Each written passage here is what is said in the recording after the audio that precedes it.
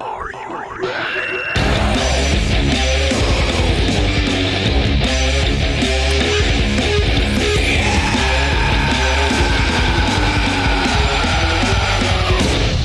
And welcome to Horror in the Pit. How's it going, motherfuckers? 2022. Bringing it back. Welcome to February. We're already a month deep into this horror. And yeah, man, I wanted to bring this back. The show's going to be odd. It's going to be a mixture of different things.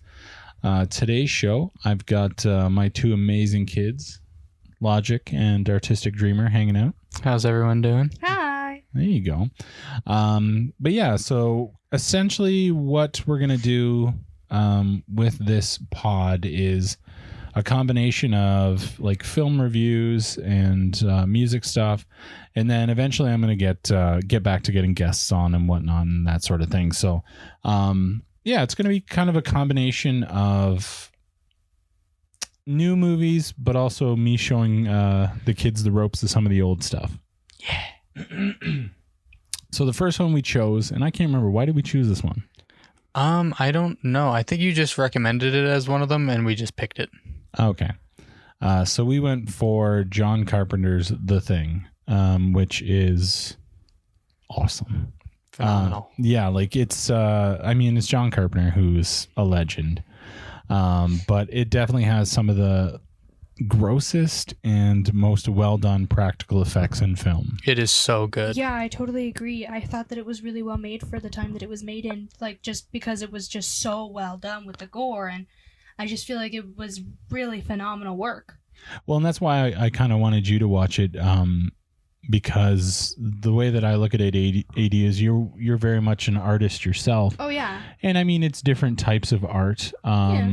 But I still respect gore artistry. It's still really interesting to me, and it's very cool the reasons why people do it and how people accomplish such art. It's very interesting to me. Exactly. I mean, art's art, so I thought you'd totally get a kick out of that.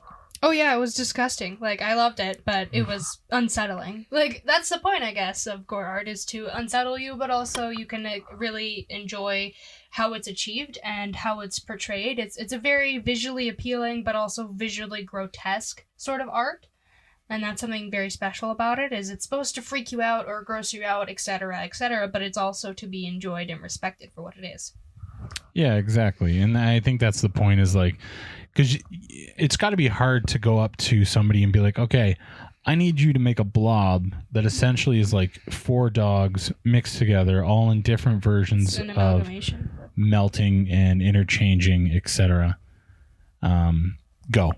And then that person has to like figure that shit out. Yeah, that would be incredibly hard. Whoever did was wonderful with the job. Like, whoever was given that very complicated, confusing assignment, they certainly did it. You know, they got it done. They knew the assignment. They understood. Yeah, they did really, really, really fucking well with it. All right, so what's your initial takeaways from because this was the first time you both saw it, right? Yes. All right, so after you watched it, what were your first thoughts? Man, that was freaky. That was probably one of my first thoughts. Man, that was freaky. It was certainly brilliant. It was very well done. I feel it was a very well executed movie. It got the job done and then the message across. It was wonderfully made with several like artistic moments, I feel. It was certainly one that freaked me out. It was very good. Was there any certain parts, AD, that when you were watching, you were like, oh shit, I didn't see that coming? Oh yeah, plenty.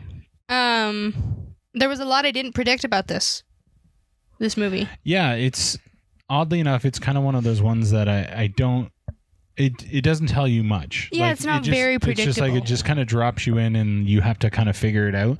Where I think movies nowadays take a lot of time to try to really like dumb it down and explain things to you. Establish a sort of backstory. This is why this is happening. Where it doesn't. It's you just get dropped in, and all of a sudden there's shit happening. You see a guy in a helicopter shooting at a dog, and you have no idea what the hell's going on. Yeah. Yeah, and you just have to pay attention in order to see. It's kind of really fast paced, and then just slows down a lot, and then kind of ramps back up. Yeah. And it just doesn't make sense a little bit. I think that you just have to really pay attention to the movie, and you'll understand plenty of aspects if you just pay attention to the details that are given to you, kind of thing. Yeah, and I think that you might be right. It just doesn't feed it to you. Exactly. Yeah. You have to really look for it and understand, or really want to pay attention to what is happening. I think that's a big deal. You know what? I'm just one of those guys where I feel the older movies were better, but I'm not saying all. But there's just something about it, man. They feel more raw. Like, I don't know. There's some great movies that have come out, but like when you look at the thing, there's another movie called The Void, which came out a few years ago, and I could be wrong, but I feel like it was a Canadian movie, but I could be wrong. And anyway, it has a lot of sort of like throwbacks and nods to this sort of the thing, that sort of like practical effect sort of situation that made me like really vibe, where I feel like most people just phone it in with fucking CGI anymore because it's so easy to make computer generated stuff. Yeah. Thanks, Sully. So He wants to put his input in too. He didn't see the movie, but he has things to say about it. That's fair. So yeah, our cat Solstice is hanging out, so there's a good chance he might meow as he's hanging around. And you know what? Maybe it'll get us views. Totes, what are you up to? Yeah? You want love? What would you like to say? What would you like to say? What do you think of the film? Speak to the people. He's like, I just want to sniff things. I know. That's pretty much all he sniffed the wants. Microphone. Yeah. There he is. God dang it. But yeah, so aside from the gruesome effects and everything else, one thing that's super cool about it is the feeling of isolation. Oh, yeah. Which, I mean, is totally something that we can relate to with the winter that we've had. It's just been nonstop cold and isolation. You feel like you can't go out. And yes, very, very different from being up in the Arctic, or where the hell were they? I have no clue. I'm not entirely sure. Yeah, I'm pretty sure it's up in the Arctic. Yeah. They're deep in some fucking snow tundra like we are. Place. Yeah, but either way, like nobody else is coming for a long time. No, never. No, and that's what I was wondering actually. In the movie, do they ever specify exactly whether or not they told anybody about this, or do they all just kind of die and that's it? Because they kind of they talk about wanting to try and protect the public from it, and that's why they keep trying to kill it and prevent others from getting infected. But at some point, don't you have to tell somebody just in case you all die to it? Well, in the beginning of the movie, the one guy keeps trying to get a hold of somebody, but he says he hasn't been able to get a hold of anybody in weeks. Yeah, the radio, well, I would assume, was shut down due to the cold. Due to the cold or the weather or whatever. Yeah. But then... or is it because the thing has gotten to them too? Yeah, maybe. There's no confirmation. I wouldn't think so, because the only other thing it attacked that whole, I don't know what they were, Swedish. There was another Swedish base of some sort. Yeah, the Norwegian guys. Yeah, they took care. They discovered the symbiote or the alien or whatever you want to call it, and it got loose and started killing them and whatnot. And then you can see from the aftermath that they go through kind of the same thing that these guys end up going through: is who do you believe, who do you trust? Yeah. And you go from there. But yeah, so and then at one point, I think it's the doc that isn't him that he breaks the radios and all the transmissions and stuff. That is true. Yep. Yeah, but that's later on. I just didn't know at the beginning whether or not anybody got a hold of anybody. No, they couldn't. Yeah. So so it doesn't really tell you, but if you pay attention, the doc gets infected early on. Yeah. Yeah. And that's why he destroys the stuff, so that they can't reach out to anyone or let anyone know what's going on. Mm-hmm. And then after he gets locked in that side room, that's when he starts building the aircraft to try to get out of there. Yeah, the alien wants to leave because the alien learns this fucking place sucks. Everybody tries to kill it. Yeah. Oh. Yeah, and like I don't know if it doesn't, and that's the one thing I think that a lot of people struggle with is it doesn't tell you why it's there or what it's doing. Yeah. Exactly, that is true. Like most alien things, it's like, oh, they want our resources or they want this. This they have no idea. Something crash landed and they have no idea what it wants, or other than the fact that it seems to be able to mimic or change into the form of whatever it's around. Yeah. Honestly, though, I feel like I kind of like that concept better of not knowing why it's there. Yeah. Like, it's mysterious in a way, but it's also, like, leaves room for wondering what's going on. It also could just be purely accidental because they say that it was frozen in snow for like how many years? I don't know, but a really long Tens of time. thousands of years. And imagine this fucking, like, this alien just accidentally crash lands here and then freezes here. And then whenever it dethaws, it's like, why am I not at home? Why am I here? And then it's like being tried, it's get killed by everything. Like, everything tries to kill it whenever it tries to form into anything. So what's the point of being here? It's trying to figure out how to get home. Why would it want to be here? Everything tries to kill it. Well, yeah, and then it decide once it figures out that it can't leave, then it just tries to freeze them because it wants to go back to sleep until the next batch. I think really and I mean that's again you're kind of reading into it. I think whatever it is here to take over. Possibly. And I think that's the general idea. That's why it's takes over the people and kills the people and then becomes the people. It's like essentially a giant like a virus or whatever. It's just spreading or whatever, and I don't know. But it's pretty awesome. Although we should talk about the amount of dog death. There's so much dog death. I hate it. It made me so sad, and I still don't like it. It was so I understand depressing. why, but I don't like it. I'm not a fan. It's tough. Yeah, John Carpenter has a thing for killing animals. Oh my What the God, fuck, does he man? Why I you know. gotta kill little dogs? Well, Come now on. that's the only thing out of the original Halloween that I hated is that he killed that dog. And I don't know. It's just one of those things. It's like we can watch people get mutilated and cut up and all kinds of horrific things, but a dog? No. You bastards. How dare you? Dogs are man's best friend. We care for them very deeply. We respect them as dogs. So it makes a lot of people very upset when they see them mutilated or hurt, even hurt on screen. Nobody really likes it. Yeah. Unless there's some sickos, I guess. No, that's absolutely true. And also we've got Kurt Russell with his glorious hair. Oh, yeah, he's so the pretty beautiful. boy.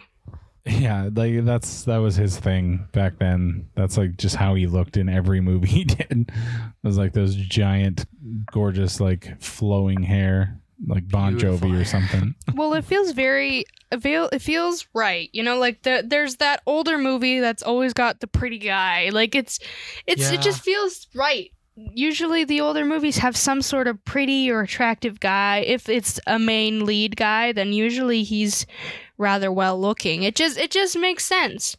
He's a pretty boy. Exactly. And he did a bunch of work with John on a couple other films that he did too.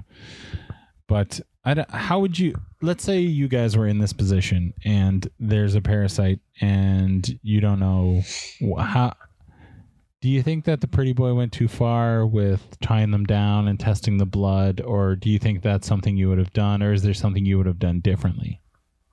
I don't think I would tie them down necessarily. I think that might be a little bit too far.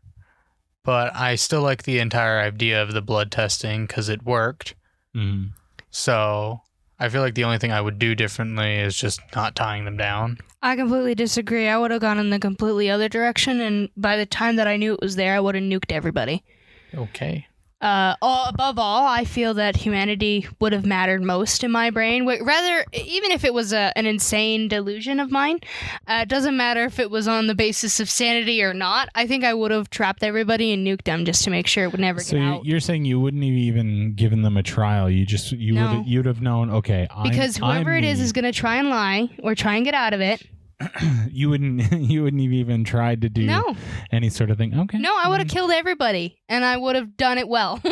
Because My primary focus would be not making sure it would not get out to the public. It would not continue to kill people. I would try my best to kill it and everybody that fucking got close to it. It doesn't matter. Whoever got close, whoever's on the base can't be trusted.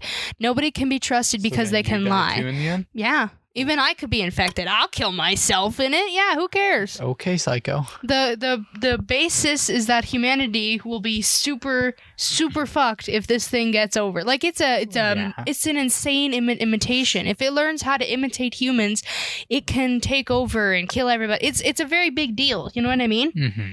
And if I was some sort of scientist out on this base, I think that would be my best. I would think it through further, I suppose. Well, and I think that's the thing. As scientists, I think you would use your deductive brain to be like, okay, well, there's got to be ways to test for it. Exactly. And that sort of thing. But at the same time, with how fast it kind of has the ability to fast spread. It spreads. Yeah. Exactly. Someone could not be infected for 5 minutes, but then the next minute they could be infected. So that's my point. What's the point in trying to make sure who isn't infected and who is, instead of just eradicating everybody and making sure that the infection never gets out?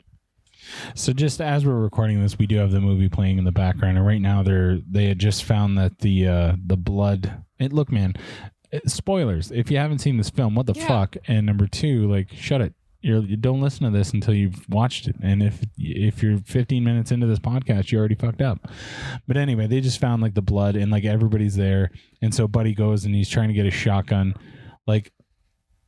That would have been you? That would have been the time you just would have unloaded on all of them? No, I would have a proper plan to make sure that I can nuke everybody at once. It wouldn't be I'm going to take them all down at once. It's going to be I need to take everybody out in one fell swoop to make sure that the infection does not get out. I would have to make sure that everybody would be in one place, and I would blow up everything at once to make sure nothing could escape. Nobody could leave. Nobody could beat me, etc. I couldn't take that. You can't take that chance. If you just start shooting them down, one of them could kill you, and like, etc., right?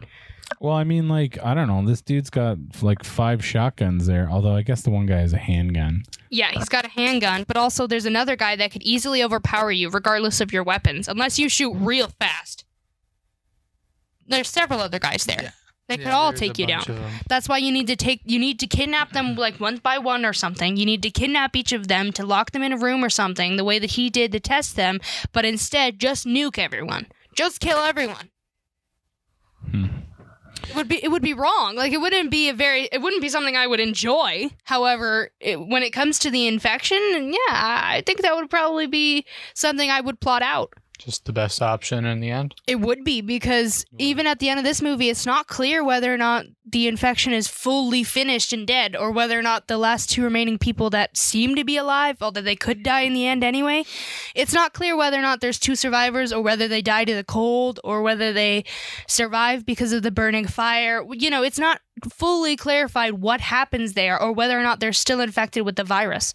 So to ensure that would not happen, remaining with no fucking survivors remaining that could be infected, that would be my main goal. Fair play. Yeah, okay. I don't know why they bury the blood bags out in the... Well, I guess they light it up because technically it could be infected. Exactly. Could have anything could be infected. Every surface. Who knows? Well, that's what I'm saying. What if you kill everybody early on? Like, so, because the way it ends, they blow everything up. One of the infected destroys the power, the heating, all that stuff. So now you have no food. You have no heat. You're going to die. The last 2 survivors, do they really live or not? Well, yeah. Exactly. That's the thing. It's never confirmed because they don't have any more supplies to survive. But at the end, they are still there. You know, they are still breathing at the time that the movie ends. There is a remake, and I don't know if it's a remake or if it's a reboot, or maybe it goes into that. That would be interesting if finally somebody goes up and they find those guys frozen, and maybe they bring them back, and turns out one of them was infected or something like that. Then it all starts again. Yeah, that would be a really good idea, to be honest. But that's what I mean, cool because I know by the end of this movie there is 2 survivors, and it's totally possible that either of them could still carry the virus. I wouldn't want that. I wouldn't want any survivors just in case. You'd have to protect humanity, right? Like that would be the best like thing to do was try to protect the world from that horrifying alien that could kill everybody. Yeah. No, that's true. I still don't know how Max survived the last explosion. I know, right? I don't know either. How does he live that? He would It's have rather been insane. the fastest man alive. The fastest. That's just Like, what they did back then. That's true. They always ran away from the explosions and bullshit like that. Somehow How survived. miraculously and like live 'em. really, a shockwave would have knocked him over or something. He would have been burned alive. But Mhm. it was Well, just- even if he shockwave would have knocked him over, given him a severe concussion, or just completely broke his spine or something. Like there's several different things that could kill him. But none of them did. Somehow. None of them did somehow. None of them did. Out of all the things that All the ways he you could could have die. died to, he could have just died to the cold in the end. It's true. yeah, and I think that's different than what most movies do nowadays. Most movies like have to give you the answer as to what happened, where they don't do that anymore. They're just like, no, this is the 80s, and we'll do whatever the hell we want. Oh yeah. Yeah, that's fair. So I'm just gonna look up the IMDb here and see if they have any like little trivia things or anything like that, because sometimes they do have like a did you know or whatever. What the hell? So this says John Carpenter has stated that all of his films, this is his personal favorite. That's kind of interesting. Ooh. Tradition in British Antarctic research stations is to watch The Thing as part of their Midwinter Fest in celebration held every June. That's awesome. That is Very pretty cool. funny. To give the illusion of icy Antarctic conditions, interior sets in the Los Angeles soundstage were refrigerated down to 40 degrees Fahrenheit while it was well over 100 degrees outside. Dang. That's very interesting. That is so crazy. Like they do a lot of stuff like that where on the soundstage they change it into stuff that it completely is. Like I remember The Exorcist. There's a whole section where they're talking and you can see their breath, and that's because they actually refrigerated the room to make it that cold and miserable. And miserable. Well, because now you can just kind of do that shit with CGI, but back then they They it wanted had to the be real real. The shit. full effect. Well, and I found that's what really makes those kind of movies really real is that they tried their best to make it real. They tried to mimic any condition that they possibly could without the insane amount of CGI that we see nowadays. All of the actors nowadays tend to get it really easily because they don't have to do all the things that other older actors had to do in order to make films look so real and so well portrayed. If anything, it's just different now. Like, Yeah, no, exactly. And so it says the film is considered a benchmark on special makeup effects. The effects were created by Robin Botten, who was only 22 when he started the project. holy shit, Jeez. that's amazing. That is amazing. That is awesome. The film's budget of $15 million was substantially larger than the average of horror films. Friday the 13th cost $700,000, and John Carpenter's original Halloween cost $375,000. Wow. Jeez. So yeah, Pretty high budget. and that's the thing. Like, it doesn't necessarily look high budget Yeah. compared to But it some also things. does. Yeah. It also does, you know? It's also really well done. Yeah. So it says around the 15-minute mark, when the dog wanders down the hallway and pauses outside the door, we see a shadow of one of the men beckoning it in. John Carpenter wanted it to be mysterious which character was involved, so he didn't use any of his actors to cast the shadow. Ooh. Interesting. That's So you really couldn't tell who it was yeah. because there was no. Yeah, because it wasn't Yeah. really anything. The opening title attempts to replicate the appearance of the original Howard Hawks film to create the effect of the title. An animation cell with The Thing written on it was placed behind a smoke-filled fish tank in which it was covered with plastic garbage bag. The bag was then ignited, creating the effect of the title burning onto the screen. Interesting. Yeah, see, that's crazy ass shit that they did back then. That's really cool to know. At around the 1 hour 17-minute mark, David Clennan's line, "You've got to be fucking kidding me," is Kurt Russell's favorite and never fails to make him crack up. That's amazing. That's funny to know. Very cool. One day after shooting a scene with the flamethrower, Kurt Russell pulled a practical joke on John Carpenter by covering his face and head with bandages and claiming he had gotten burned. Oh, God. Wow, that is a very good joke, but also very scary. Very terrifying. John Carpenter was sold on making the film by the blood test scene. He was also adamant to create a monster movie where the creature wasn't obviously played by a man in a suit, something that had bothered him somewhat since watching Alien. That is tough because Alien is amazing, but it's also a dude in a suit. You can tell. Yeah. It took Kurt Russell around a year to grow the famous beard and hair. That's amazing. That he wears. I love how we literally talked about that too. Exactly. It's so funny. In the DVD commentary, John Carpenter said Wilford Brimley was the only cast member not made squeamish by the autopsy scene where real animal organs were used. Oh, There were real animal organs in there? that Apparently. is gross. Jesus. That is... Oof. So amazing, but also so disgusting. Like, I respect. respect That's for the amazing, fact that but you didn't also... get grossed out. Wow. Gross. Yeah, no thank you. But that's how hard they tried back in the day to make Yeah. movies that good. That's how hard, that's the lengths that they went. And now it's just easy. You just compute it. Yeah. Yeah, I don't know. It kind of sucks nowadays knowing that it's just so easy. But like back then it was so hard to do these effects. Well- And the way they just came out was so good. But Oh, like yeah. nowadays, like it still looks good, but like you can understand that it's just all CGI and not really. Well, yeah, I was going to say it may be easier, but it doesn't look as good as the No, real stuff. Like even definitely the not. real stuff, when it looks more like you can tell that it's fake, it's still marvelously made. It's Yeah. still respected even when it doesn't look Oh real. yeah, no, 100%. that's why I love special effects. Special effects are amazing. So this says the Norwegian dog in the film was named Jed. He was a half wolf, What's up, Jed? half Malamute breed. Aw. Jed was an excellent animal actor. He never looked at the camera and the dolly or the crew Wonderful. members. Jed, however, Dang. is not the dog seen at the beginning of the chase scene, where the Norwegian is trying to shoot him. Oh, okay. Per Carpenter's commentary, that was another dog that was painted to look like Jed. Painted to look Interesting, like Jed. painted to look like Interesting. him. Jed's a good boy. Keith David wears gloves through most of the film because he had broken one of his hands in a car accident and needed to cover it up. Holy shit. Dang. Yep. Dedication to keep going. Indeed, yeah. So let's see. The producers attribute the film's disappointing box office performance to audiences' desire for a more benign interpretation of an alien presence on Earth. As a result, Steven Spielberg's E.T. the Extraterrestrial, which was released several weeks prior.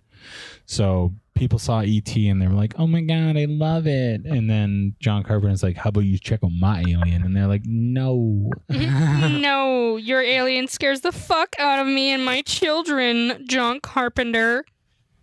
Yours is terrifying. Yeah, exactly.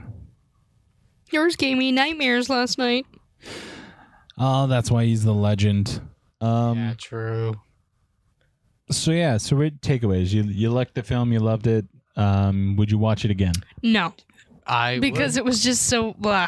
No, and that's okay. But It's not- I respect it. Like even as I'm seeing scenes now, it is wonderfully made. It is a very good movie.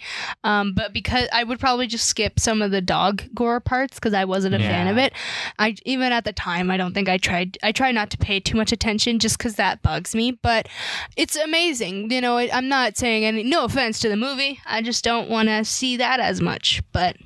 Yeah, I get that, but I definitely think I would want to watch this again just because of how well made it was, and the effects are phenomenal. It just looks really good. I don't know. No, and that's awesome because it's interesting to watch older films with you guys because of the fact that it's different. Like you guys are younger and you have, well, they say less of an attention span to things. That is true. And that's why I think you have to go back and like look at these older films where it's more about the suspense, it's more about the build up, it's more like reading a book where you have to like decipher that shit yourself. It's not all hand printed and fucking here. This is why this is happening. This is why. It's not obvious. Exactly. Yeah. But yeah, no, I don't know. It was a lot of fun, and we're gonna pick another movie. If you guys have any films that you think that we should check out, whether old or new. Speaking of that, there is a new Texas Chainsaw Massacre movie coming out on the 18th on Netflix. Ooh. I'm both intrigued and slightly cringed over it. Yeah, probably. Well, I love Leatherface. I love the Sawyer family. I think that for the most part, they've never gotten a fair shot at a really good movie. Mhm. And I know that's shooting a ton of daggers at a lot of people. I mean no disrespect when it comes to it, but I think that character could be developed way more than it has been in any previous films. And I was interested in to see what they were going to do with it in this one up until I just watched the trailer a little bit ago. And it really reminds me of the new Halloween movies, because the general gist is so you guys probably haven't watched the original yet, but at the very original, there's one girl that gets away. Yeah. She comes back to take on Leatherface years later. In this one? And that's the In same the new kind of one. vibe as the last Ooh. Halloween movie. Exactly. And that's why I'm like, oh, why are you doing that? Yeah, I don't know about that. But the rest of it looks really fucking interesting. Like he steps on a bus and he's looking at all these people, and they all whip out their phones and go live, and they're blah blah blah, and they're like, do anything and you're gonna get canceled. And like, it's Leatherface, so he just starts shredding people with his fucking That chainsaw. sounds really funny. So I think it's going to be interesting to see that sort of like, because essentially what they're doing is saying that it's the same characters from 1970 or whatever. Mhm. So he's like old man Leatherface. Oh man. Oh, old boy. Yeah. So I'm very interested. That sounds really cool. In general, I would really like our next horror film to be more psychological and just more, ooh, so cool, creepy. I really like movies like that. I really like the gore sometimes, but I really love movies where it's just like very intricately thought out and very well written when it comes to the horror aspect, when it comes to what is hunting you or whatever. I just really love Yeah. psychological horror. Yeah, no, and that's perfect. So yeah, so anybody that's listening, if there's anything that you're like, oh man, this would be perfect up AD alley. Oh yeah. AD's alley, hit us up. Guys, where can they find you on the internet if they want to come check out your shit? AD? I'm artistic _dreamer on Instagram. I spell it with a Y. So spell it out real quick. ARTYSTIC _dreamer. I think that's spelled wrong. that wrong. Yeah. You spelled Yeah. artistic normally. It's R or ARTISTYC Yeah. Yes, you're right. my _ bad. dreamer. Yeah. Sorry. I spelled it wrong. I don't Spelled usually your own spell it name out wrong. loud. And Logic, where can they find you? Nowhere? Yeah, really. You're kind of not on the onlines. Not really. Anyway, you can reach everything out. I'm at FearandMdi at pretty much everything, or at Canadian Trash Gaming. You can check us out on YouTube, TikTok, every podcatching app, all that good stuff. And that's awesome. The movie's just popping off over here, where it's about to get crazy. But yeah, man, hopefully I'll dig it. And we got more stuff coming to you pretty soon. So yeah, check out Twat FM and Horror in the Pit and all good things that Rat House Productions has for you. Shout out to Nerdy Necronomicon or Necronomicron. Sorry, Snurfing, I'm sure I butchered that. I got a lot going on. I got work calling me. I'm watching the thing. We're trying to record this podcast. Either way, it's all in the show notes. Check out my buddy's podcast and all that good stuff. Until next week, run along, kiddies. Now run along, kiddies.